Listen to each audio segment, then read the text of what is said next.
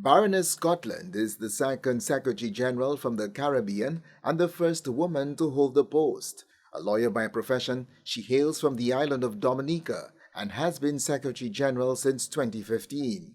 Baroness Scotland paid a courtesy call on Minister for Education, Sustainable Development, Innovation, Science, Technology and Vocational Training, Honorable Sean Edward last week, and articulated the support of the Commonwealth of Nations to the island in several areas, chief among them climate change. Her visit to St. Lucia comes on the heels of a hurricane season, expected to be a busy period by most estimations. The Commonwealth Secretary General says the organization is committed to helping address the issues of vulnerability of small island developing states like St. Lucia. It was the Commonwealth in Malaysia, in Langkawi, who identified the existential threat that climate posed. And of course, here in the Caribbean, we know what that feels like. There are people whose lives have been destroyed or touched by climate change.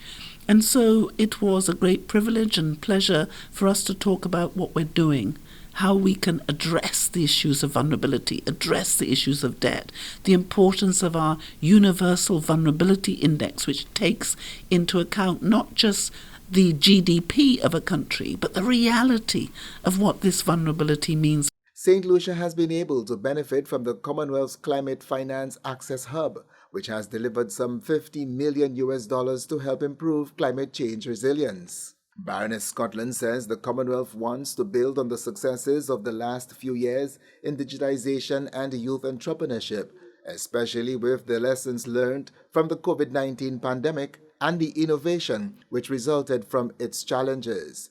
It is an area dear to the St. Lucian government, with plans to create a youth economy to help build entrepreneurship among St. Lucia's younger population. She's an individual I've followed very, very closely, professionally.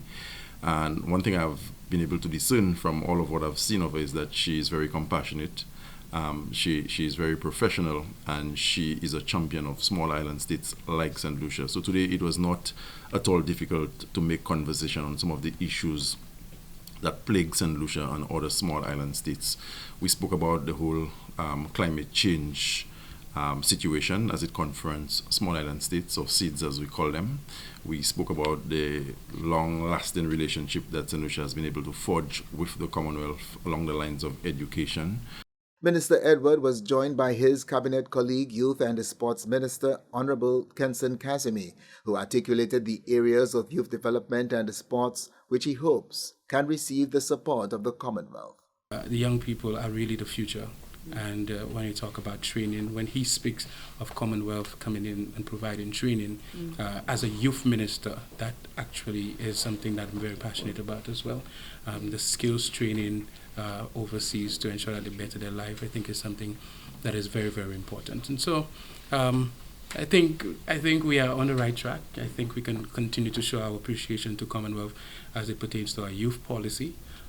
We are very, very close to having an actual youth policy passed in St. Lucia, thanks to the work that was commenced years ago. The Commonwealth of Nations is made up of 54 sovereign states, formerly British dependencies, which have preferred to maintain ties with the United Kingdom and acknowledge its British monarch as symbolic head of the association. St. Lucia is among 32 island states of the Commonwealth considered to be vulnerable to climate and development challenges, mainly because of their sheer size and economy. From the Communications Unit of the Ministry of Education, Sustainable Development, Innovation, Science, Technology and Vocational Training, I am Satney reporting.